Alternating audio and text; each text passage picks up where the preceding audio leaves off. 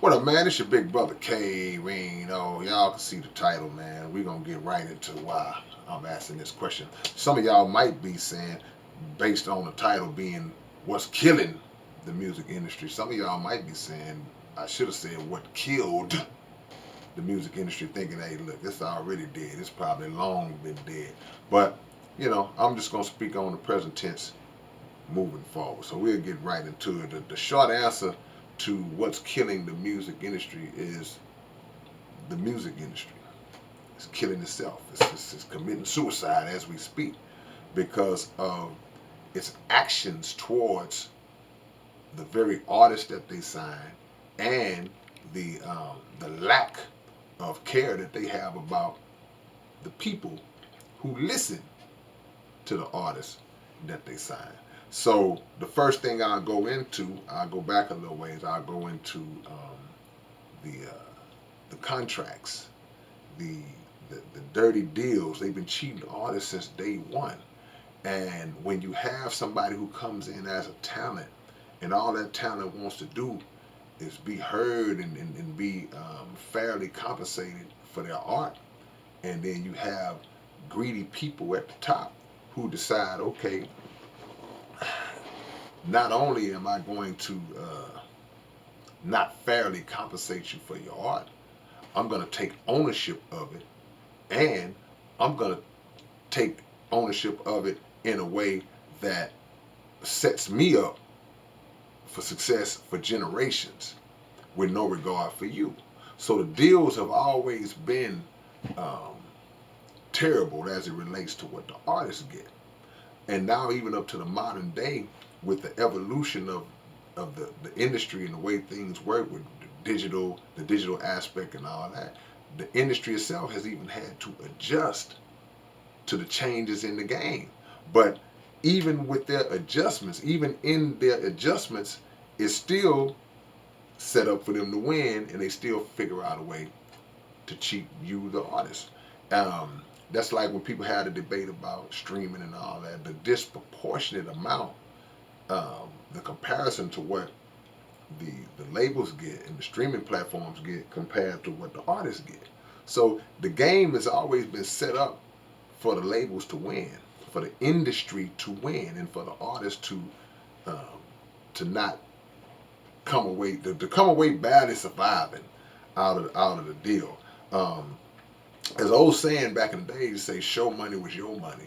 And that's not always the case anymore because now deals are set up to where, they get a portion of your concert revenue, they get a portion of anything that you generate from merchandise, they get a portion from the whiskey commercial you did, whatever it is, they find a way to get their hand in it. So the artists are now starting to reach levels of dissatisfaction. It's like, God, hey man, I'm not making any money doing this, and you see them going into other things. Now another way that the industry is killing itself, and all this is unintentional um, on their behalf, meaning that they're cheating you intentionally, but they're not intentionally trying to destroy themselves. They'll cheat you, but they don't want to beat themselves, but they don't understand that's exactly what's happening. Now, the next part would be um, the negative content.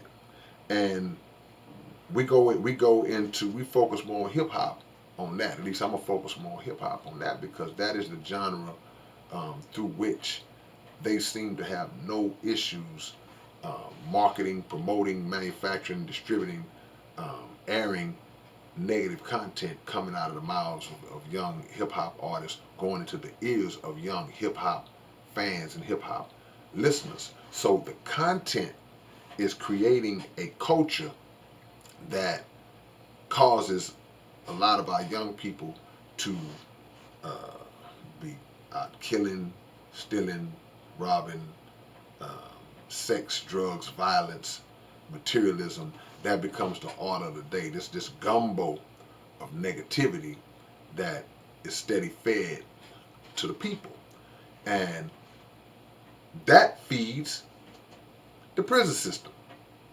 It's all lined up. It's all in the chain. that kind of behavior feeds the prison system, because now the artists are pushing that content, because guess what? That's what's selling. That's what's hot. That's what all of the top artists are pushing, and that's what the labels are signing. So hey, even if I ain't really like that, I'm gonna rap like that. I'm gonna speak like that, so I can get what I think is worth that in terms of revenue. But behind the scenes, there's a government that is pulling strings to push labels to push that kind of content. So the labels push the artists to push that kind of content that, again, pushes the young people to try to emulate that lifestyle, which leads them right behind bars. It's all tied together. It's all tied together. So y'all would say, well, man, that don't make sense. Why would they sign people and and want to just ruin them and run them out the game like that? And because they're gonna get another one. They're always gonna get another one. They know that if this artist comes out and he gets killed or he overdoses or whatever happens to him, it's not a big deal. There's no panic, because there's so many coming in the wings. There's so many beating on the door trying to get in to be the next. Because the view from outside of the mansion is always a different view compared to what you see once you get inside of the mansion. You see it up close and personal, and now you see it for what it really is. You know, you see them from a distance, like, wow. You get up close, see all kind of pimples and scars and scratches in their face and all. You know, you see it up close, and you don't view it the same. It's like a painting. You know, certain paintings that are considered just great works of art, when you're standing far off, it's like, wow, that's beautiful. The closer you get to it, not so much all the time. So shout out to all of the artists who have come into this knowledge, who come into this understanding of how to take control of their own work, minus the assistance of a label. Because a lot of young artists have really wised up to say, well, man, I can do this on my own. And that's always been the case.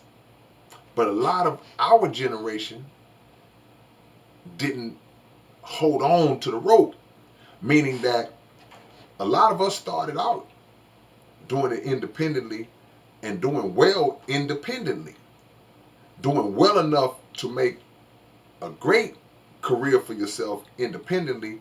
But if this label comes along and offers you $1 million, $2 million, whatever, then that's an amount of money that a lot of people found themselves not being able to refuse, but later ended up not having that anyway, because there was always something behind it, or our lack of financial literacy caused us to throw it all away anyway, even if you wasn't out there um, being a total fool.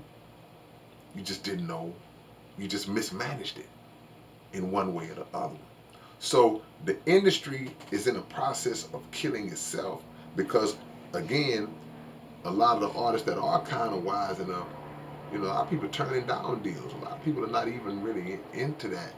And sooner or later, the actions in the way that the industry moves is gonna consume itself. It's gonna eat at its own flesh, because it's only so long that you can deceive people. It's only so long you can oppress people and withhold what's rightfully theirs. It's just not gonna um, it's just not gonna stand. So y'all tell me what y'all think about it, man. Is the industry now becoming a victim of its own way, a victim of its own rules, and what needs to be done?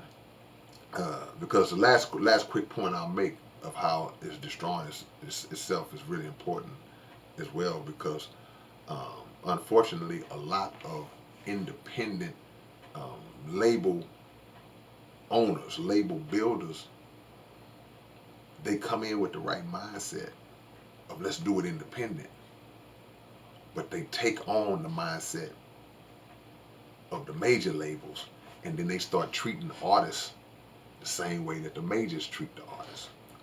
So they are being the little devil that learned from the big devil, and now the artists are still being victimized. They're still not benefiting from it. So the learned behavior trickles down. So now even on the independent levels, it's hard for the artist to eat. All right, man, let me know what y'all think about this topic. Anything I forgot, feel free to drop it down in the box.